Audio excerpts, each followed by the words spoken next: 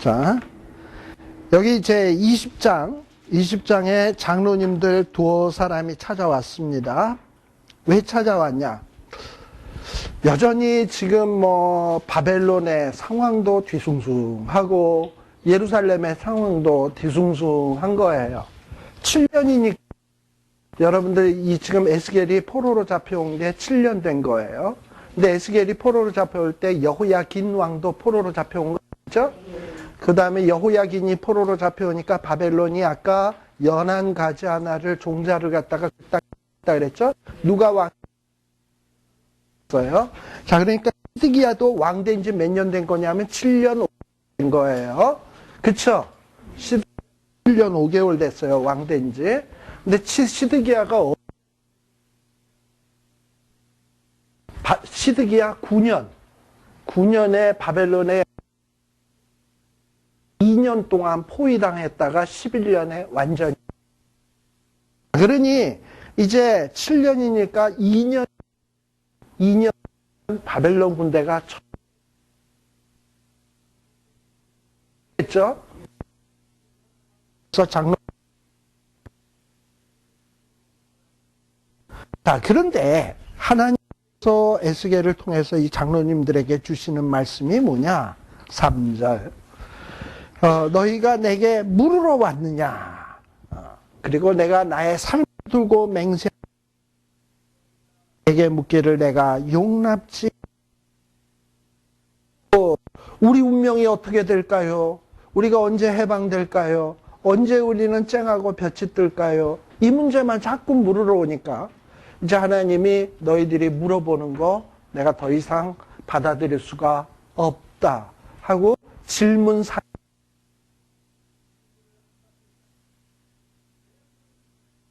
시편 66편 18 한번 다 찾아서 읽어볼까요? 시편 66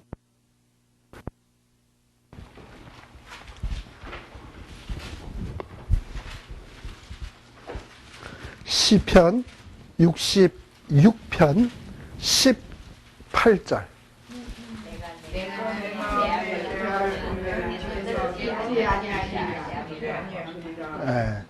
자, 죄악을 품으면 어떻게 하신다고요? 듣지 않는다고. 그러니까 질문을 안만 해도 죄의 문제를 해결하지 않고서 하나님 앞에 자꾸 질문을 했어봐야 그건 헛수고다. 하나님이 안 들으신다 그랬습니다. 하나님이 안 들으시겠다는 거예요. 지금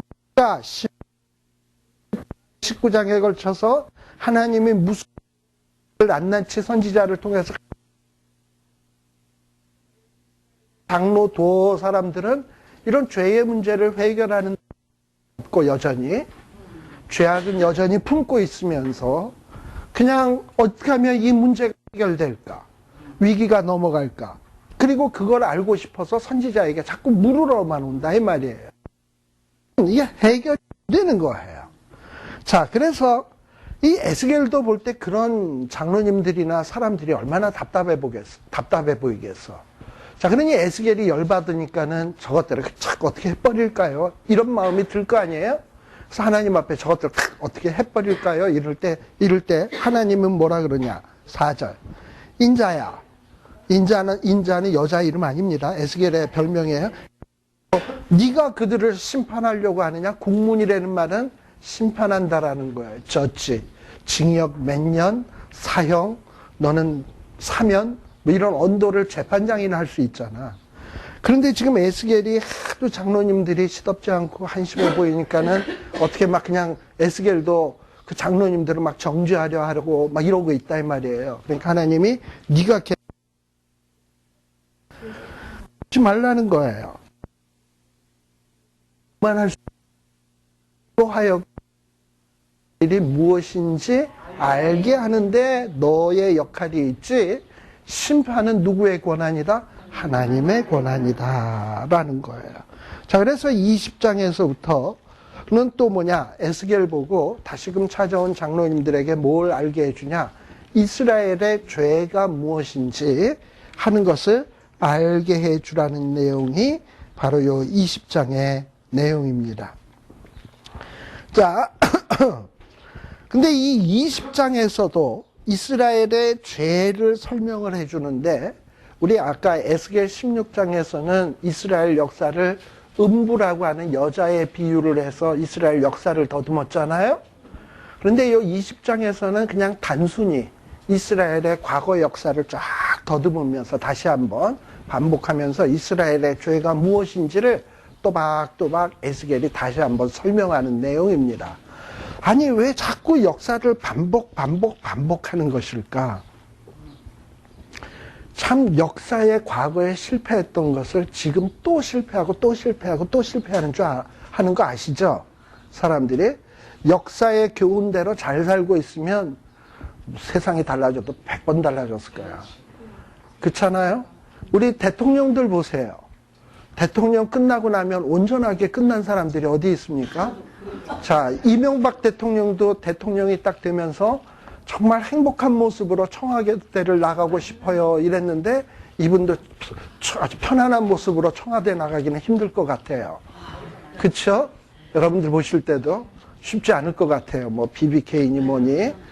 그리고 뭐 이전에 있었던 노무현 대통령은 뭐 평화롭게 나가기는커녕 뭐 관짝에 들려서 나갔잖아요. 그리고 이전에 있었던 대통령들은 그만두고 백담사 가고 뭐 아무튼 뭐 다 그랬어요. 참 이런 어떤 역사를 보면서 그 다음에 뭔가 좀 달라지는가 싶었는데 전혀 안 그런 게 이 세상이야. 그러니 역사는 자꾸 되풀이 연구하고 되풀이 연구해도 부족함이 없다. 왜? 역사를 배우고서도 또 실패하고 또 실패하고 또 실패하는 게 우리니까. 그렇죠? 네. 그런 면에서 에스겔은 한 번은 음부의 비유로 설명했다가 또 이제 뒤에 보면은 오홀라와 오홀리바라고 하는 여인의 비유에서 또 설명이 또 나옵니다. 근데 이 20장에서는 지금 단순히 이스라엘 역사를 다시 한번 회고하는 거예요. 자, 그래서 지난 날을 돌이켜보는 것은 참 중요해요. 우리가 신앙생활을 잘하기 위해서는 지난 날 돌이키면서 내가 뭘 잘못했는가. 또 하나는 지난 날을 돌이켜보면서 하나님이 베풀어 주신 축복이 무엇인가. 받은 복을 세어보아라. 이것이 신앙생활의 기본이에요. 자, 그런데 지금 이스라엘 백성들은 한번 지난 날들을 돌이켜보면서 너희들의 가증함이 무엇인지 한번 우리 따져보자 라는 거예요. 5절에 보면 하나님이 무슨 얘기하냐. 옛날에 하나님이 내가 이스라엘을 택했다. 누구 얘기입니까? 아브라함을 얘기하는 거예요. 갈대아 우르에는 많은 족속들이 살고 있었습니다. 그들이 다 그곳에서 우상을 숭배하고 있었어요. 근데 그 가운데서 하나님은 아브라함을 특별히 택해서 갈대아 우르를 떠나 내가 지시할 땅으로 가라 하면서 이스라엘 백성들을 특별히 택했어요. 자, 그리고 이스라엘 백성들이 힘들고 어려워서 가나안에 흉년이 들었을 땐 또 하나님이 또 애굽 땅을 택해가지고 애굽 땅에서 애굽 땅의 그늘 안에서 이 이스라엘 백성들이 굶어 죽지 않고 번성할 수 있는 축복도 주셨어요. 그리고 우리 하나님이 생육하고 번성하라고 하신 축복이 어디에서 이루어졌냐? 애굽 땅에서 이루어졌어요. 그러니까 하나님이 그렇게 많은 축복을 주셨어요. 자, 그리고 또 6절에 보게 되면 하나님은 애굽 땅에 있는 이스라엘 백성들을 또다시 인도해서 어디로 인도했다? 젖과 꿀이 흐르는 땅의 아름다운 곳에 이르게 했다. 이게 다 뭐냐면 하나님이 주신 은혜예요. 그런데 이렇게 하나님이 끝없는 은혜를 주셨지만 7절 이스라엘 백성들은 애굽에서 어떠했냐? 우상 숭배를 했거든. 근데 그 우상을 자꾸 숭배하는 거야. 애굽에서도 그렇고 나와서도 그렇고. 8절에 또 보면 뭐예요? 하나님의 말씀은 어떻게 하지 않아?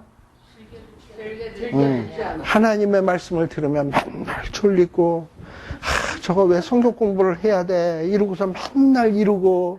그런데 우상 얘기만 나왔다면 눈이 번쩍 뜨여. 우리 요한일서 2장 15절에서부터 보면 안목의 정욕과 뭐 이런 거 이생의 자랑 뭐 이런 거 나오잖아. 안목의 정욕, 이생의 자랑, 명품, 이생의 자랑, 뭐 차, 집, 뭐 이런 것들 나오면 눈이 번쩍 뜨이고, 그 다음에 성경 말씀하면 꿀성이 왜 이렇게 좋은지. 이래. 참, 그러니 하나님이 얼마나 깝깝하시겠습니까? 그래서 어떻게 하냐? 하나님이 애굽 땅에서 나의 분을 그들 위에 쏟으며 노를 그들에게 이루리라 하였으나, 아마 애굽에서 400년 있는 동안에도 이랬나 봐. 애굽에서도 제대로 신앙생활 안 하고 애굽의 우상만 섬기면서 살았나 봐. 그래서 하나님이 애굽에서 싹 쓸어버릴까 계획을 하셨는데, 이건 창세기 안 나오는 내용이에요. 에스겔에만 나오는 내용이에요. 애굽에서도 한번 쓸어버리려고 생각을 했는데 하나님이 어떻게 하셨냐? 그러나 9절에 이방의 목전에서 그들에게 나타나서 그들을 애굽 땅에서 인도하여 내었었나니, 애굽에서 죽여버리지 않으시고 살려주셨다 이 말이에요. 이유가 뭐냐? 이름 때문이다. 하나님의 이름 때문이다. 자, 이사야 43장 한번 봅시다. 자, 우리가 어떤 존재인가? 이사야 43장.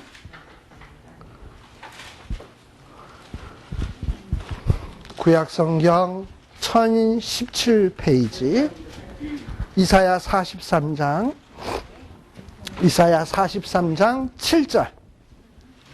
자, 찾으셨어요? 네. 자, 1절부터 한번 봅시다. 야곱아, 너를 창조하신 여호와께서 이제 말씀하시니라. 이스라엘아, 너를 조성하신 자가 이제 말씀하시니라. 너는 두려워 말라. 내가 너를 구속하였고 내가 너를 지명하여 불렀나니 너는 내 것이라. 됐습니다. 자, 여기에 보면 우리를 창조하신 분, 우리를 조성하신 분은 누구다? 하나님이시다. 믿습니까? 네. 근데 우리 하나님은 우리를 창조하실 뿐만 아니라 조성하실 뿐만 아니라 우리가 죄를 지어서 죽을 뻔했을 때는 뭘 하셨다? 구속하셨고 우리를 지명하셨어요. 왜요? 우린 누구 거? 하나님의 것. 우리가 그런 존재예요. 자, 그런데 우리 하나님이 왜 이렇게 우리를 창조하시고 조정하시고 구속하시고 지명하시고 자기 것 삼으셨냐 하면 7절에 보면 무릇 내 이름으로 일컫는 자 고간 곧 내 영광을 위하여 창조한 자를 오게 하라. 그들을 내가 지었고 만들었느니라. 그러니까 저와 여러분은 어떤 존재냐 하면 하나님의 영광을 위한 존재예요. 자, 이렇게 하면은 한편으로는 고맙고 한편으로는 참 죄송스러워요. 자, 고맙다라는, 왜 죄송스러웠냐? 죄송스러운 얘기부터. 내가 별로 하나님의 영광을 위해서 한 게 없어서 죄송해. 그쵸? 좀 이렇게 영광 돌린 것보다는 어떨 때는 영광을 좀 가리운 쪽이 많지 않나, 이런 생각이 들어서 죄송하다고. 근데 또 고마운 이유는 뭐냐면, 이런 나를 구속하셨기 때문에 하나님이 또 영광스러운 거야. 그런 면에서 또 고마워. 어쨌든 하나님이 이런 나를 구속하셨기 때문에 결국 모든 영광이 누구에게 돌아가게 돼 있냐면 하나님에게 돌아가게 돼 있어요. 그래서 우리는 결국엔 하나님의 영광을 드러낼 수밖에 없는 존재예요. 하나님의 영광을 위한 존재예요. 자, 두 번째는 또 뭐냐? 21절, 43장 21절, 이사야 43장 21절이에요. 여기에 보면 이 백성은 내가 나를 위하여 지었나니 나의 찬송을 부르게 하려 함이니라. 자, 그러니까 우리 하나님의 백성은 하나님의 영광을 위한 자요. 두 번째는 뭘 위한 자다? 하나님을 찬송케 하기 위한 자야. 그 다음에 또 어디를 보시냐면 25절 한번 보세요. 43장 25절. 자, 우리 하나님은 또 나는 나를 위하여 내 허물을 도말하는 자니. 자, 아까 하나님을 위해서 찬송을 부르게 한다 그랬는데요.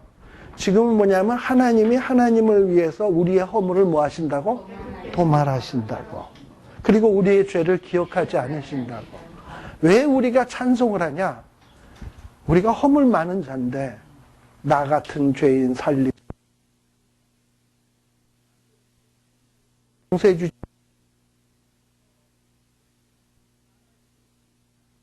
자, 허물을 용서해 주셨으니까 어메이징 그레이스 하고서 그 찬송하지. 그죠? 그러니까 하나님이 자기의 찬송을 위해서 우리 말하시고요. 우리를 기억하지 않아요. 우리는 하나님을 찬송하게 돼 있고 하나님 앞에 영광 돌리게 돼 있고요. 결국은 가만 잘 보면 우리가 하나님 앞에 영광 돌리는 것은 내가 잘해서 뭘 영광 돌리는 게 아니야. 따지고 보니까 내가 죄인인데 하나님이 허물을 용서해서 나는 찬송하고 그리고 그랬더니 하나님 앞에 영광이 돌아가고 그래서 하나님이 영화로워지는 것이지. 사실 뭐 우리가 뭐 금메달 따고 누구 박주영처럼 골 넣고서나 촥 슬라이딩 하면서 무릎 딱 꿇고 이렇게 한다 그러면 우리는 그럴 일이 별로 없는 사람이잖아요. 뭐 이렇게 골을 넣을 기회가 있는 것도 아니고 또 그렇다고 뭐 또 대학 예비고사 다시 봐가지고 1등을 했는데 그때 세상에 공부가 제일 쉬웠어요. 뭐 이러면서 하나님의 은혜에 감사해요. 난 뭐 특별히 한 거 없고 하루에 3번씩 꼭 기도했고요. 그 다음에 창문 열어놓고 하나님 앞에 기도했고요. 다니엘 학습법을 했거든요. 하나님께 영광 돌려. 이럴 수 있는 기회도 없잖아요. 그럼 우리가 할 수 있는 건 뭐냐? 나 같은 죄인 살리신 그 은혜 고마워밖에 할 게 없어. 하나님 그 일을 위해서 우리를 부르셨다니까. 창조하시고 조성하시고 구속하시고 지명하여 부르시고 내 것 삼으시고. 참 이게 고마운 거예요. 예. 자, 그럼 이제 다시 돌아갑니다. 자, 이렇게 하나님이 우리를 부르신 이유가 뭐냐. 자, 이렇게 은혜를 베푸시고요. 그런데 이스라엘 백성들은 어찌했냐? 이 일을 위해서 애굽에서도 죄 졌는데 멸하지 않고 용서하고 전문가 찬송을 받아보려고 하나님이 더불어 교제해 보려고 그리고 자기 이름 때문에 막 이렇게 끝없이 사랑을 베푸는데도 이스라엘 백성들이 하나님 앞에 제대로 섬기질 않았어요. 10절. 자, 그런데 그런 이스라엘 백성들을 애굽 땅에서 멸하지 않고 어디로 끌어냈다? 광야로 끌어냈다. 그래서 광야로 끌어내서 그들을 살게끔 하기 위해서 11절에 보면 시내산에 데리고 가서 율법의 언약을 주시고 십계명을 주시고 계명을 주시죠? 네, 계명을 주셨어요. 그리고 12절에 보게 되면 또 뭘 주셨냐? 하나님이 안식일을 주었다 그러는데 우리말 성경에는 이 안식일이 단수로 나와 있습니다. 안식일 이렇게. 근데 영어 성경에 보면 사밧 S자가 들어간단 말이야. 안식일들. 물론 여러분들이 뭐 안식일이 일주일에 한 번씩 오는 거니까 안식일들이 맞지 이렇게 생각할지 모르겠지만 이건 그 의미가 아니라 이 이스라엘 백성들의 안식일 하면 7일에 한 번씩 돌아오는 날만 안식일이 아니야. 절기, 유월절, 뭐 초막절, 칠칠절, 뭐 그다음에 뭐 좀 더 나가면은 안식년, 희년. 그러니까 이스라엘의 모든 절기, 기뻐하는 명절 있잖아요. 그게 다 안식일 범주 안에 들어가는 거예요. 그러니까 우리 하나님께서 뭘 줬다? 안식일들을 줬어.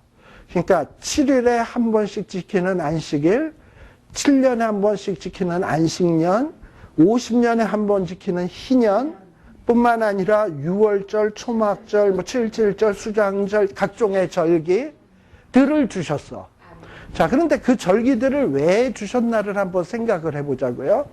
자, 안식일은 뭐야? 하나님이 인생에서 좋은 거 다 창조하시고 마지막 쉬시고서 그날 인간과 함께 교제하는 날이죠. 즉, 그날은 뭐냐면 하나님 앞에서 하나님이 6일 동안 창조한 것을 내게 주신 것을 감사하면서 하나님 앞에 예배 드리는 날이 안식일이야. 자, 그러니까 이 하나님이 창조하시고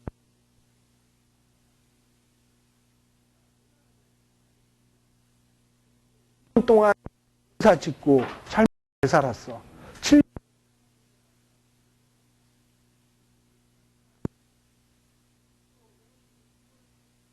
7.7절 뭐 이런 거 다 뭐예요? 6월절은 뭐예요?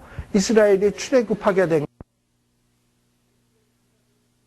거는 안 죽고 산 거.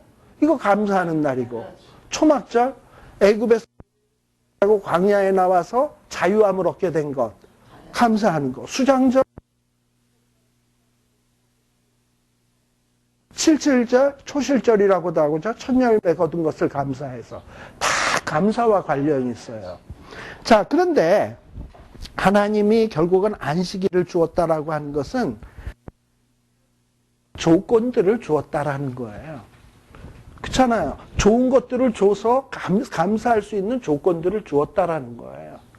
근데 이스라엘 백성들은 왜 우리가 안식일을 지켜야 하며 안식일에 감사해야 되는지 그 이유는 몰라. 그냥 어떤 식이냐, 안식일 지키는 게 하나님에 대한 고마움이나 감사함은 눈꼽만치도 없이, 에이, 또 주일이야. 이거 안 지키면 또 하나님이 또 벌 내릴까 보다. 에이, 가서 그냥 눈도장이나 찍고 와야지. 교회 가서 목사님 나왔어요. 집사님 나왔어요. 찍고 예배 시간에 밥 먹을 때 내려가서는 그냥 내려가서 맛있게 촥 먹고 그러니까 그 다음에 일주일 때웠다. 그러니까 뭔가 안식일에 내가 하나님 앞에 일주일 동안 살아온 거, 내가 받은 은혜에 대한 고마움을,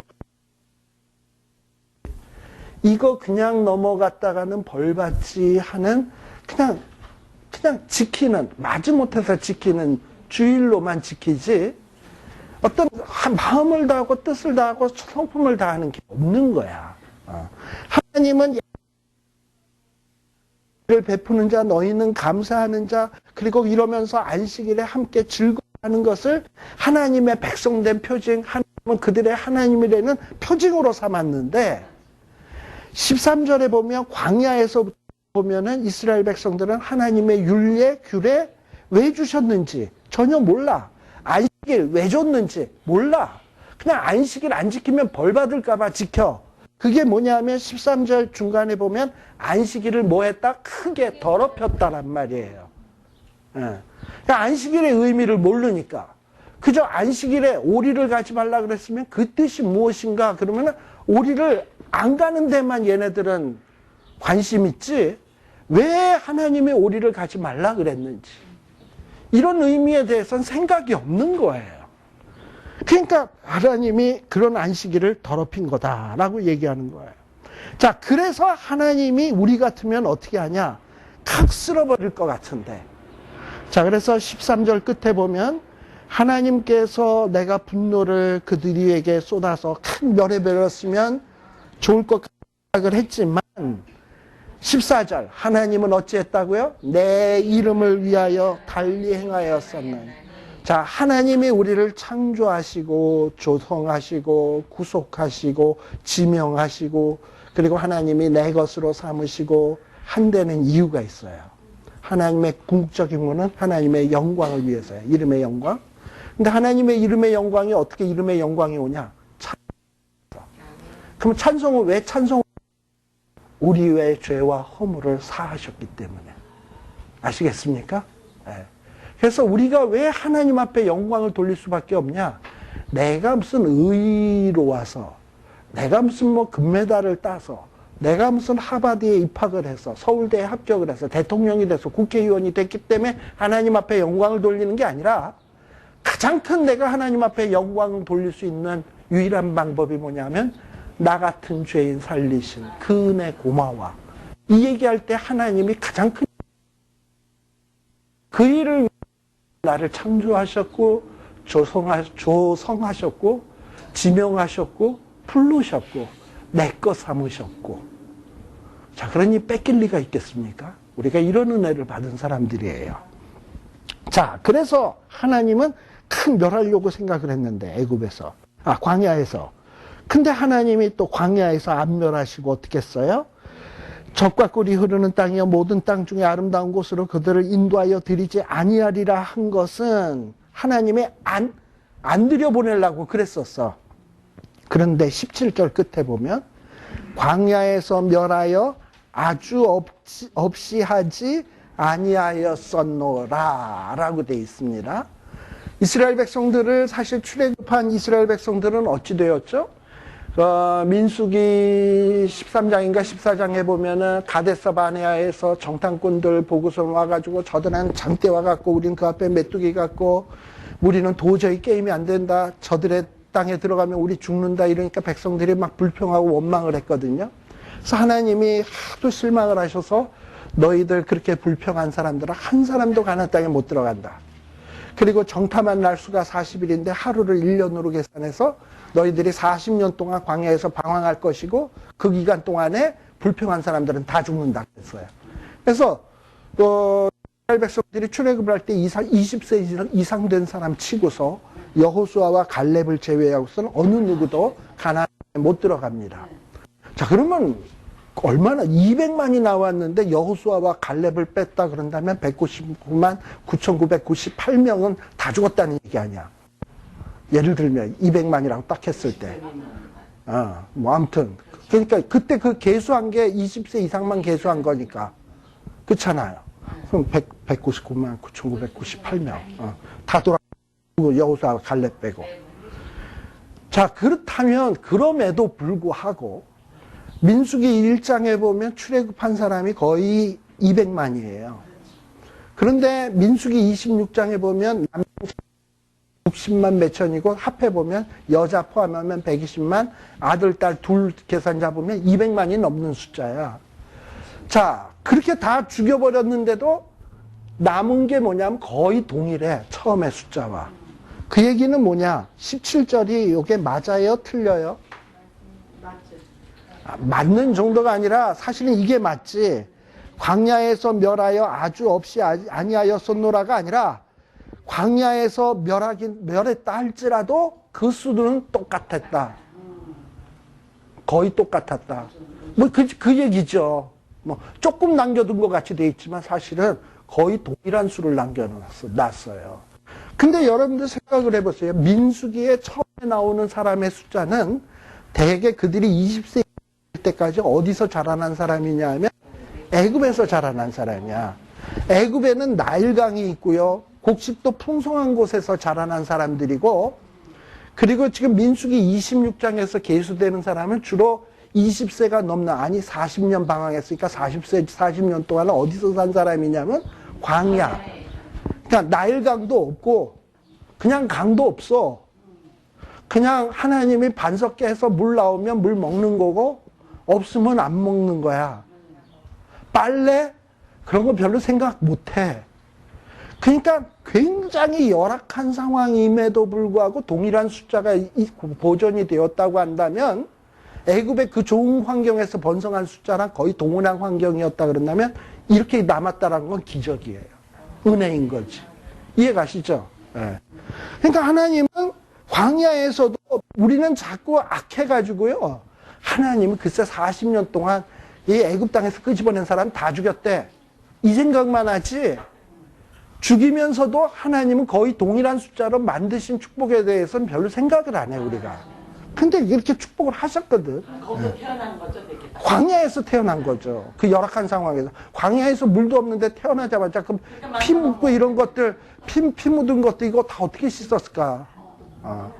그러니까 참 이게 얼마나 큰 축복인지 몰라요. 지금 하나님이 왜 이런 얘기를 하냐면, 봐라, 너네들 그 광야에서 열악한데도 불구하고 그렇게 인구 번성하지 않았냐? 멸한 사람 죽였는데도 그렇게 남지 않았냐? 이거 누구 은혜냐? 이 얘기예요. 자, 근데 그러면서도 자꾸 죄 지은 것. 18절. 그럼에도 불구하고 하나님의 율례는 안 쫓고 규례는 안 지키고 맨 뭐만 했다? 우상숭배만 했어. 그러니 하나님이 답답하고 속이 상한 거죠. 20절. 뭔가 하나님이 이렇게 은혜를 베푸셨으면 안식일마다 하나님이 내게 주신 은혜가 이렇게 많구나 하고 안식일을 거룩히 여기면서 거룩하게 예배 드려야 될 텐데, 그게 바로 하나님과 인간 사이의 표징인데, 근데 이런 모습이 전혀 없어. 사람들이 어떻게 살았냐? 21절. 하나님의 율례 안 쫓아, 규례 안 지켜, 안식일 더럽혀. 그러니 이스라엘 백성들이 어떻게 돼요? 망하는 수밖에 없어. 근데 여기 보세요. 여기에 보면 또 뭐라 그러냐? 내가 이르기를 21절 끝부분, 내가 그들 위에 쏟으며 내 노를 그에게 이루리라 하였으나, 그냥 확 멸하려고 그랬었는데 또 어떻게 22절? 내 이름을 위하여. 이제 내 이름을 위하여가 뭔지 아시겠죠? 우리가 하나님이 우리의 죄와 허물을 용서했기 때문에 찬송하게 될 것이고, 찬송하면 하나님의 영광 받게 되는 거예요. 그걸 위해서 하나님은 우리를 창조하시고 조하시고 지명하시고 불렀고 내 것 삼으셨어요. 그래서 또 어떻게 하시냐? 우리의 허물을 또 용서하시는 거야. 아시겠죠? 이스라엘의 죄를 또 용서하시는 거야. 그래서 하나님의 이름을 안 더럽히려고. 왜냐? 하나님은 허물을 용서하시는 하나님이라고 했기 때문에. 그래서 넘어가시는 거야. 그런, 그 24절에 보면, 그럼에도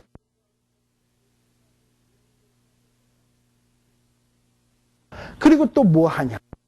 백성들이. 25절에 보면 내가 그들에게 선치 못한 율례와 능히 살지 못할 규례를 주었고 또 그들이 장자로 다 화제로 드리는 예물로 그들을 더럽혔으면 그들로 멸망 여호와인 줄 알게 하려 하였다 라고 돼 있는데 이게 25절 26절이 조금 까다로워요. 지금 무슨 얘기냐? 언뜻 보면 내가가 누구예요? 25절 하나님이 그들은 이스라엘 백성 하나님이 이스라엘 백성들에게 뭘 줬어? 선하지 못한 율례, 살게 하지 못하는 규례를 줬어. 아니 하나님의 백성에게 선하지 못한 율례를 줘? 살게 하지 나 이게 도대체 무슨 얘기야? 이런 생각 안 들어요? 그렇죠? 들죠? 당연히 들어야지. 이게 무슨 하나님 우리 이런 거를 그냥 가만 냅둘 수 있나? 이러는 경우가 있어요. 우리는 이해가 안 돼도 하나님이 그런 일을 하셔. 하나님이 꼭 내 이해에 맞게 움직이신다면 그건 하나님이 아니야. 내가 하나님이야. 나나 하나님이나 똑같은 거야. 왜냐하면 내 생각하고 똑같으니까. 왜 하나님이 그래도 하나님이냐? 나보다 높으시니까, 다르니까. 그러니까 하나님은 어떨 땐 내가 생각한 것과는 전혀 다른 어떤 상상치 못할 일들을 하셔요. 근데 그 중에서 하나는 뭐냐면 참 선하지 못해 보이는 일인데 하나님이 이 땅에 일어나게 하셔.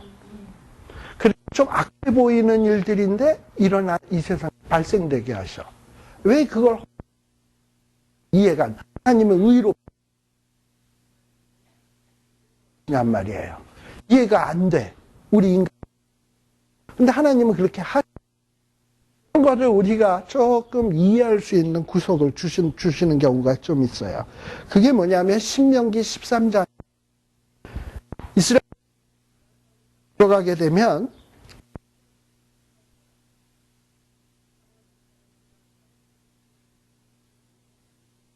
우상 숭배자들이 가만히 이스라엘 백성들을 찾아와서 야 너희들이 그동안 알지 못하던 다른 신들을 쫓아 우리가 섬기자.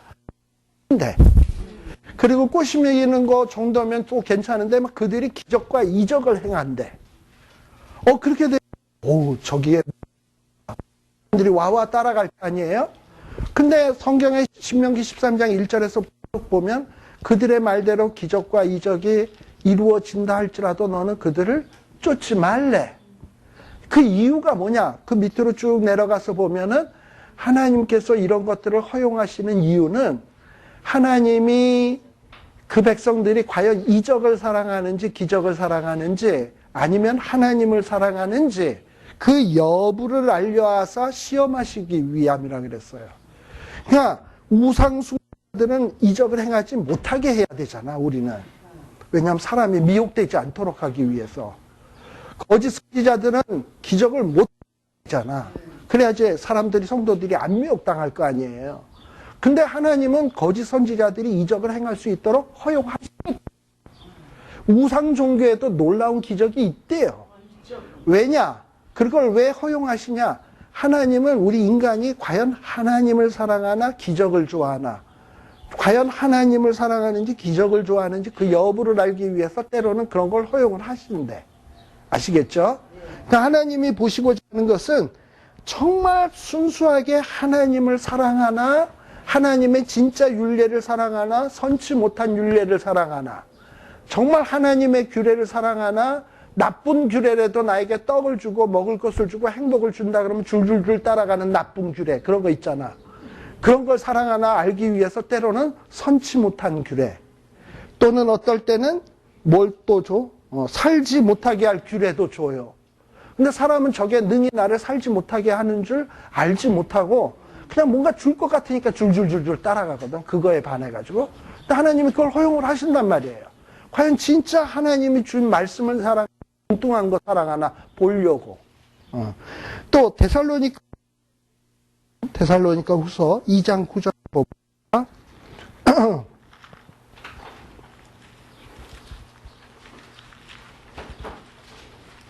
데살로니가 후서 2장 9절. 데살로니가 후서 2장 9절. 자, 거기에도 보면 분명히 어떤 일들이 벌어지냐. 2장 8절부터 보겠습니다. 그때가 뭐냐. 7절부터 보면 불법의 비밀이 이미 활동하였으나 지금 뭐가 있어요? 막는 자가 있어. 그 중에서 옮길 때까지 하리라. 그리고 이제 하나님이 지금은 어떤 때냐면 복음 전파를 위해서요. 악한 세력, 불법의 세력이 판치지 못하도록 막으세요. 근데 이 막으시다가 어느 때가 되면 막는 것을 그치실 때가 있어. 그러면 누가 나타나냐? 8절에 보면 불법자가 나타나요. 적그리스도죠. 이런 자가 나타나게 돼요. 자, 그런데 이런 악한 자는 어떠냐? 9절에 보면 악한 자의 임함은 사단의 역사를 따라 뭘 행해요? 모든 능력, 표적, 거짓, 기적. 또 10절에 보면 불의의 모든 속임으로 멸망하는 자들에게 임한다. 이는 진리의 사랑을 구원함을 얻지 못함이니라. 여기에 보면은 분명히 기적도 있고 표적도 있고 능력도 있고 역사. 뭐가 없어? 진리의 사랑이 없어. 그러니까 뜻이 무엇인가 하는 데는 별로 관심이 없어. 기적이 일어나는데, 능력이 일어나는데, 표적이 있는데 이런 데만 어떨 때는 나는 지금 너에게 능력을 안 행한 그러면 참아야 된다. 기적으로 안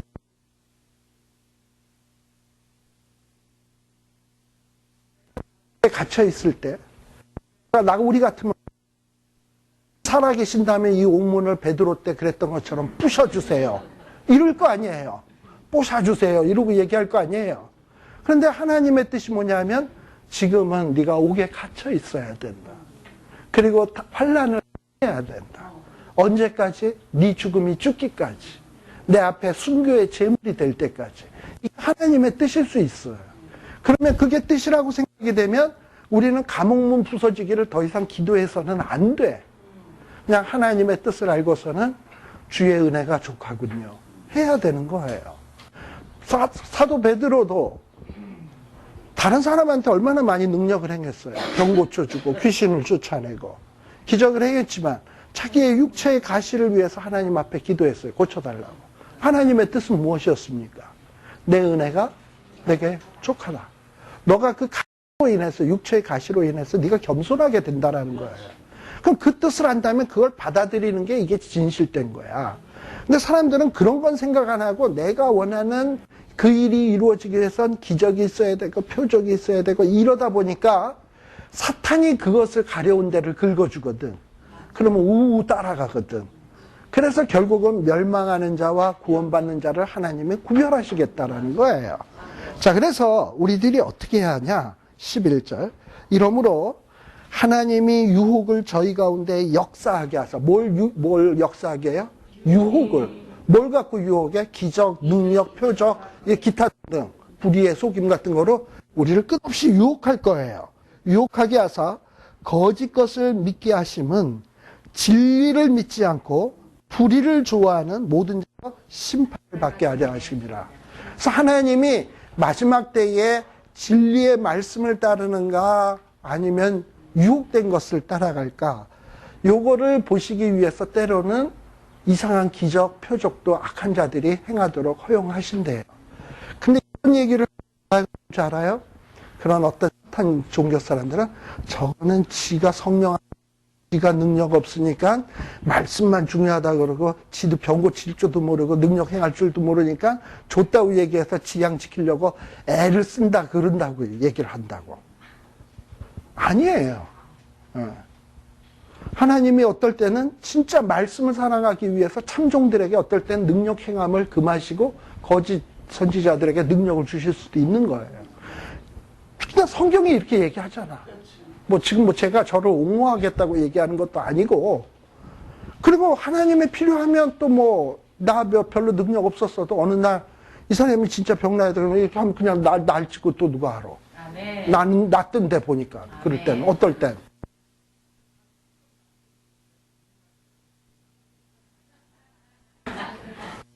근데요, 저 기도받고 그럴 때 애 난 사람도 있고 그랬어요. 근데 이제 마음에 딱딱 맞게 기도할 때마다 내가 마음대로 하는 정도로 착착 나면 참 좋은데, 그게 아니라서 그렇지. 하나님이 근데 그걸 하시는 일이에요. 자, 그래서 분명히 여러분들이 기억해야 될 것은 데살로니가 후서의 마지막 때에 거짓 선지자들, 미혹해 하는 자들은 능력, 기적, 표적 행한다. 근데 우리는 뭐에 관심 있어야 된다? 그러니까는 기적이 있다, 능력이 있다 그러면은 참종이다 생각할 게 아니라 참종도 할 수 있고 거짓종도 할 수 있고 이렇게 생각하시면 딱 맞아. 그럼 우리가 가장 관심을 기울여야 될 것은 진리의 말씀. 그러면 제일 우리가 확실히. 그런데 하나님 이스라엘 백성들도 아시다시피 이스라엘 백성들에게 우리 예수님이 이런 적이 있어요. 유대인은 표적을 구하고 헬라인은 지혜를 구해. 근데 나는 너희에게 보여줄 표적은 요나의 표적밖에 없다고 그랬어요. 유대인들은 끝없이 항상 뭘 사모했냐면 표적. 그리고 선지자를 볼 때마다 선지자에게 무슨 표적이 없나. 이게 굉장히 관심거리였어. 선지자의 입에서 나오는 말씀에는 별로 관심이 없고 선지자가 어떤 능력을 행하나. 이게 관심이 주로 많았어요. 자, 그러다 보니까 거짓 선지자들은 자기네들이 진짜 선지자인 것처럼 보이려면 뭘 행해야 돼? 표적, 능력, 기적, 막 이런 걸 행해야 돼. 그리고 당시에 거짓 선지자들도 그런 걸 행했을 거예요. 반면에 예레미야와 에스겔은 맨날 고생만 칙싸게 하고 별 능력도 없어 보이는데 말씀은 잘 외치거든. 진짜 선지자 같은데 표적은 없단 말이야. 버리자니 찜찜하고 안 버리자니 그러니까 자꾸 찾아는 가. 근데 저쪽은 기적이 있어. 어느 게 맞는지 이러고 있는 상황인 거예요. 근데 이스라엘 백성들은 자꾸 표적, 기적, 선치 못할 율례, 관심이 있고, 자기가 복받기 위해서라면 26절 자기들의 장자까지도 불러 태워드릴 수 있어. 그러니까 자기가 복받기 위해서라면 부모가 자기 새끼를 불러 태워 죽일 수도 있는 사회야. 참 이기적인 사회죠. 바로 이런 시대였다 이 말이에요. 이렇게 이스라엘 백성들이 타락. 근데 그럼에도 불구하고 하나님이 이스라엘 백성들을 어째 인도에 들였다. 그리고 이 인도에 들여서 이스라엘 백성들을 가나안 땅에 정착해서 살도록 해주셨다 이 말이에요. 그런데 29절 이스라엘 백성들이 뭘 했냐? 어디에 주로 다니냐? 산당에 다니는 거야. 이제 가나안 땅에 이렇게 축복받아서 들어왔으면 정신 번쩍 차리고 하나님이 뭘 기쁘지? 근데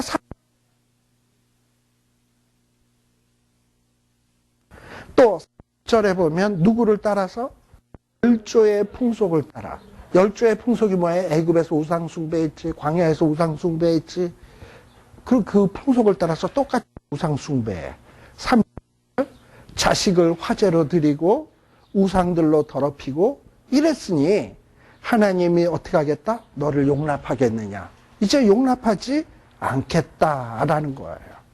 자, 그래서 이스라엘 백성들을 어떻게 하시냐 하면 33절 하나님이 이제 어떻게 하시냐? 능한 손, 편팔, 분노의 손을 쫙 뻗어서 너희를 어떻게 하겠다?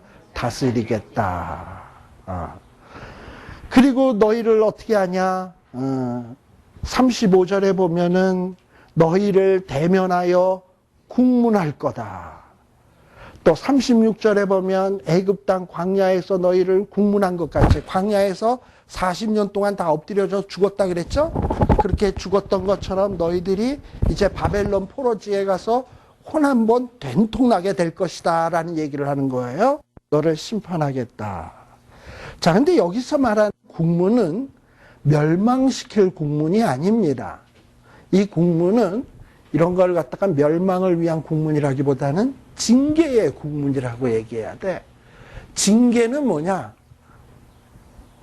심판은 죽이는 거지만 징계는 살리는 거예요. 그쵸? 네. 하나님이 살리겠다라는 거예요.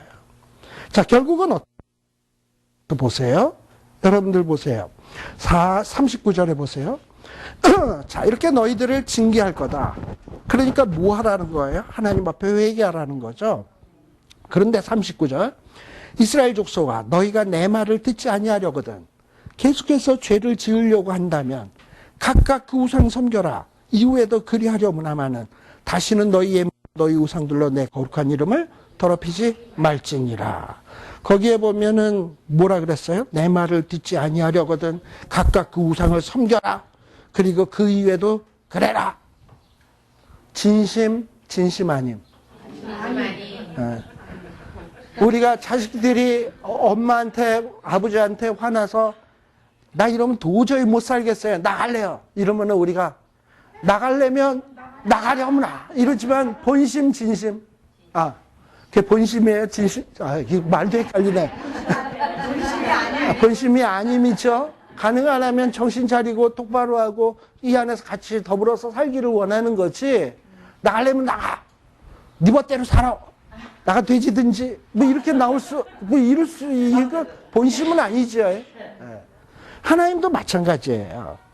자, 이렇게 하나님이 그러나 징계가 없는 자식은 뭐냐? 버린 자요, 사생자예요. 그래서 하나님은 결국은 징계를 통해서 이스라엘 백성들을 어떻게 하실 것이냐? 이스라엘을 정신 번쩍 차리게 하실 거예요. 그래서 40절에 보면 하나님은 어떻게 하실 것이냐? 이스라엘 온 족속이 그 땅에 있어서 내 거룩한 산, 곧 이스라엘의 높은 산에서 어떻게 하게다? 나를 섬기게 된다. 왜냐하면 이스라엘의 높은 산, 거룩한 산에 아까 뭘 심었죠? 연한 가지가 누구죠? 예수 그리스도를 심었죠. 그분이 왜 왔죠? 우리의 죄와 허물을 담당하기 위해서 왔어요. 그래서 우리의 죄와 허물을 십자가 위에서 담당하실 거예요. 그렇게 되면은 우리는 어떻게 되냐? 예수님의 은혜에 고마워서 하나님 앞에 찬송할 거예요. 찬송하게 되면 하나님을 어떻게 하시냐? 영광 받으실 거예요. 그러면 그게 바로 하나님의 이름의 목적이에요. 그리고 하나님은 그 이름의 목적을 이루실 거예요. 지금 그 얘기를 하는 거예요. 그래서 거기에서 시온산에서 너희의 예물과 그 다음에 너희의 천신하는 천열매와 너희 모든 성물을 요구하리. 천신이라는 말이 참 어렵죠? 천신이라는 말이 뭐냐면 성물을 바친다. 그러니까 내가 어떤 마음에 감사해서 바치는 거야. 그러니까 예수 그리스도 때문에, 예수 그리스도가 나의 허물과 죄로 죽으신 것 때문에, 그래서 내 죄의 문제가 해결된 것 때문에 우리는 감사해서 하나님 앞에 찬송의 예물을 드릴 거예요. 그걸 얘기하는 거예요. 자, 그리고 우리가 어떻게 되냐? 결국에는 그 다음에는 이스라엘 백성들도 해방돼서 돌아와. 또 우리들은 어떻게 되느냐? 죄와 사망의 포로에서 해방돼서 돌아와. 그리고 하나님의 목전에 나타날 끝에, 그리고 하나님 앞에 인도함을 받아가지고 하나님이 정말 약속을 지키는 여호와로구나 하를 알아. 예수 그리스도 용서받았기 때문에요. 43절. 시간 내려고 저는 요 끝까지 가려고 그러는 거예요. 지났는데 목사님 왜 저러나 지금 이러지 마. 자, 여기에 보면은 뭐냐 하면은 이렇게 죄를 용서받은 사람은요 어떻게 되느냐? 43절. 너희의 와 스스로 더럽힌 모든 행위를 기억하고 이미 행한 모든 악을 인하여 스스로 미워하리라. 정말 하나님 앞에 용서받은 사람은 죄가 싫어. 미워. 이전에는 사람을 막 미워하고 시기하고 질투했는데 이제 그런 게 싫어. 그리고 옛날에는 막 욕심을 부렸는데 그것도 싫어. 옛날에는 막 속이고 남의 물건 빼앗고 이랬는데 그런 것들이 막 그냥 구역질이나 그렇게 만드시겠다는 거야, 하나님. 그리고 예전에는 우상 따라가는 게 즐거웠는데 너무 싫어. 싫은 거야, 이제. 그렇게 만드시겠다는 거야. 그러니까 하나님이 우리를 변화시키는 거야. 이스라엘 족속아, 내가 너희의 악한 길과 더러운 행위대로 하지 아니하고 뭐를 위하여? 내 이름은 뭐예요? 하나님의 영광을 위한 거예요. 내 영광은 어떻게 해서 얻었냐? 허물과 죄를 악한 길과 더러운 행위대로 한다 그러면 탁 죽여야 되는데 우리를 용서하신단 말이야. 뭐 때문에? 하나님의 이름을 위해서. 그래서 우리가 나중에 구원받으면 내 죄와 허물을 생각하면 나 여기 없어야 되는데 천국에서 말이야.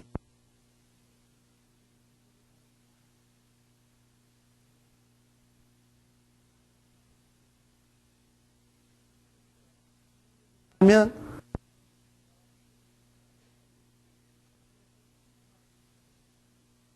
받으신다 그랬는데 그래서 내가 여기 와 있고 그래가지고 거기에서 나 같은 죄인 살리시나 하면 그때 찬송 부를 때 죄 많이 지은 사람이 그 찬송을 신나게 할까? 죄 별로 안 졌는데 이런 사람이 그 찬송 신나게 할까? 아시겠죠? 그러면서 막 하나님 앞에 생겨나게 된다 이 말이에요. 다음 시간 45절 가겠습니다. 네, 오늘 40까지. 자, 그래서 요 에스겔 20장까지는 결국은 무슨 얘기냐? 지금 맥락이 계속 같아요. 이스라엘 백성 죄 회개하는데 해방되는 데만 관심이 있어요. 지금 에스겔은 뭐냐? 너희들의 죄가 뭔가. 20장에서 지적하는 것은 역사를 통해서 이렇게 하나님의 은혜 베풀고 이렇게 베풀었는데도 너희는 이렇게 죄짓고 걷다치 못하고 있다. 이 얘기를 하고 있는 거예요. 아시겠죠? 그러니까 우리들도 항상 하나님 앞에서 내가 무슨 문제인가. 분명히 에스겔 16장의 문제, 17장의 문제, 아니면 18장의 문제, 아니면 19장의 문제이거나 아니면 20 어느 한 분명히 걸리게 돼 있어요. 그럼 그 문제를 놓고 돌이켜 아시겠죠? 기도하겠습니다. 하나님 아버지 감사합니다. 17장에서부터 20장까지의 내용들을 살폈습니다. 하나님 아버지 정말 우리들이 하나님과의 관계에 무슨 문제가 없는지 이 문제에 관심을 기울이게 하시고 어찌하면 이 세상에서 고생 안 하고 평안하게 평탄하게 사는 데만 골몰하는 저희들 되지 않게 하여 주시옵소서.